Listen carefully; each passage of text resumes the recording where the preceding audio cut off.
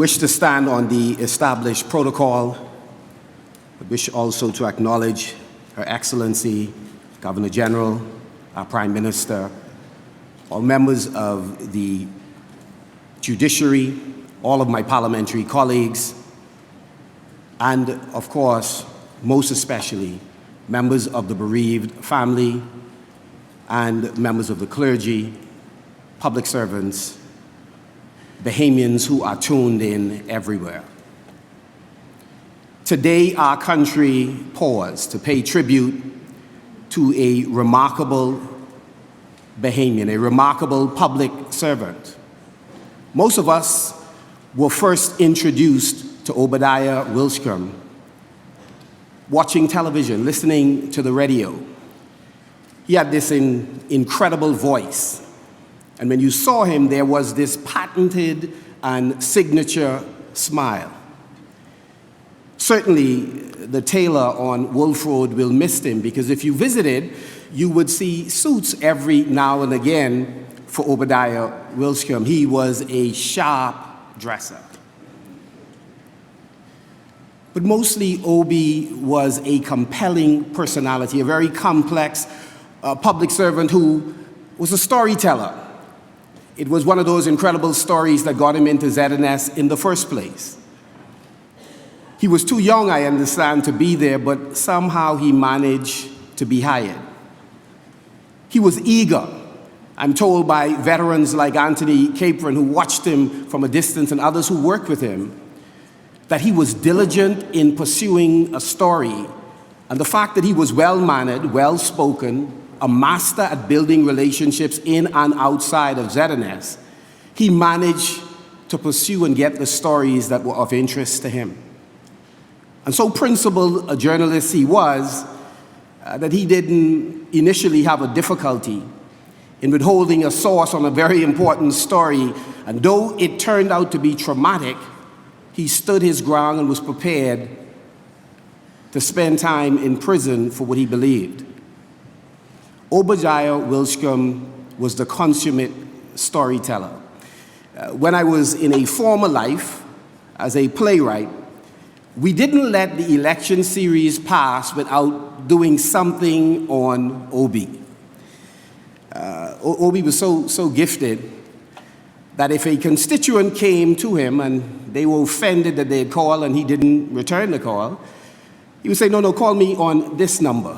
And they said, no, I tried that one, I couldn't get through. He said, no, hold on, call me on this number. He said, no, I tried that, but that was out of order. He said, what, listen, call me on this, I guarantee you'll get me. And as he walked off, he would say, and if you don't get me, just call me, call me, okay?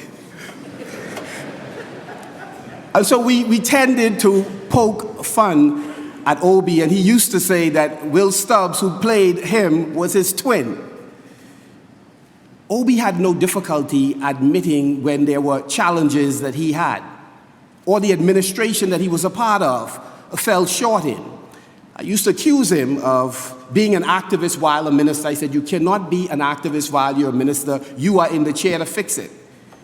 But he would respond very quickly that we are fixing it, but that doesn't stop me from having aspirations of better. He was a skillful communicator. Members of the opposition respected Obadiah Wilchcombe, and we will miss him. We will miss him in large measure because he sought to bring the political temperature in the country down. The tribalism and the level of anger that we often display has been counterproductive to our development, and Obie sought to lower the temperature. And no matter how fierce our exchanges were in the House of Assembly, while I would seek to hold on to the anger for at least that day, that week, maybe that month, Obie immediately upon completing that exchange would sit down and lean around the clerk so he could see, and he'd say, Marco City, you okay? So he didn't carry the grudge, at least not publicly. He sought to lower the temperature. His public demeanor while as a journalist, as well as while as a public servant in the Parliament of the Bahamas, was consistent. He was the quintessential cool and calm and collected statesman. That's precisely why PLPs are joined by FNMs and others who mourn his loss, who today feel the pain of having lost a Bahamian son, though not perfect, certainly loved his people. There wasn't a funeral you could go to with Obie, and he went to many, contributed financially to a whole lot. There wasn't one of them you could go to that Obie did not talk about love and talk about love consistently.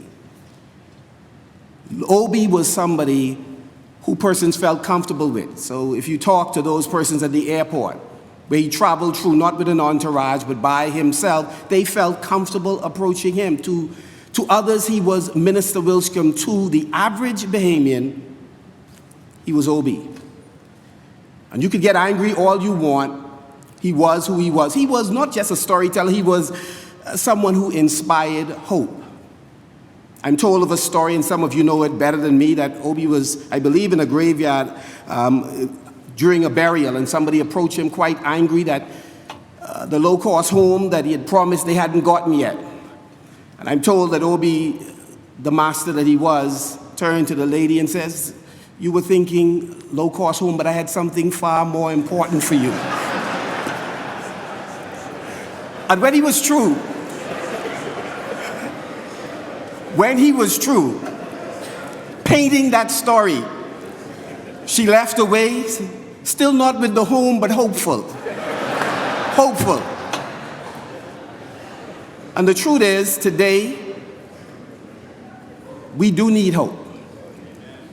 And Obie, though an incredible minister of tourism, ended up in a ministry that embodies an institution that we call upon to provide hope for those who are food insecure, housing insecure.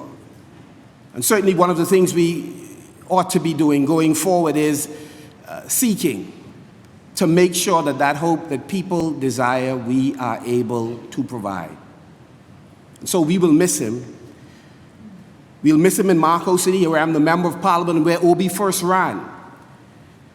And his family, many of them still reside. I'll miss the fact that he didn't have a chance to encourage his family this upcoming election to vote for me in Marco City. Not that you would have listened, but I keep hope alive. We'll miss the signature smile. We'll miss the fact that Obie was so insightful politically that when the opposition made a determination, no matter what happened, we will hold our ground, even if it means being thrown out. Obie was so insightful that he calculated what the impact that would be on the government's agenda, and he asked the speaker, "Please, could we have a recess?" He was wise enough to know when he needed and should turn down the temperature. We know that the incoming minister is unlikely to do that, and so we thank God that he is likely to behave differently. Finally, let me say, from a political standpoint, even when the government arguments are, I would not say weak, let's just say not strong, Obadiah Hercules Wilchcombe was the wrap-up man.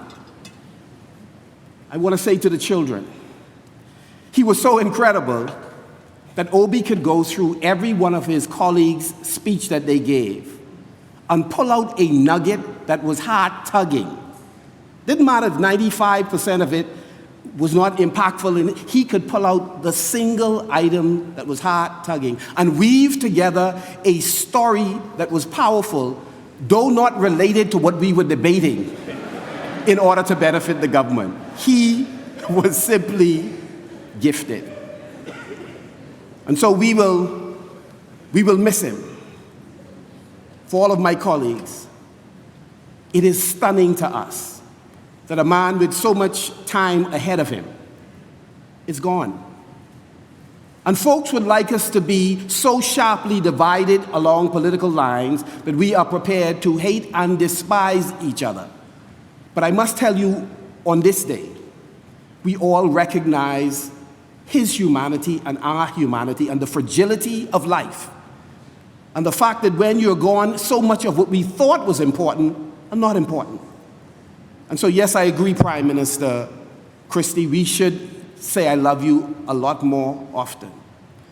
We should drive the scenic route and inhale the scent of salt air. We should serve without expecting to be served and adored as public servants. We should reconcile ourselves to the God who we will all meet, whether he comes or we are called. And his death is a reminder to all of us that we have to live a full life and give an honest day's work for an honest day's pay, but to be the consummate public servant. And I close by saying, to borrow the words of a good friend of mine, Kay, Obie loved to report to the Bahamian people. He did it as a journalist, and he did it as a member of parliament and a minister. He reported. So on behalf of my wife, Burleys, the entire Marco City family, the Free National Movement family, to the 4 children, to the extended Wilchcombe family, we extend our condolences. We love you. We are praying for you. All of us have had loss. We grieve differently, but God has a way of healing. And it is our prayer that you would have in this most difficult time the peace that passeth all understanding. God bless you.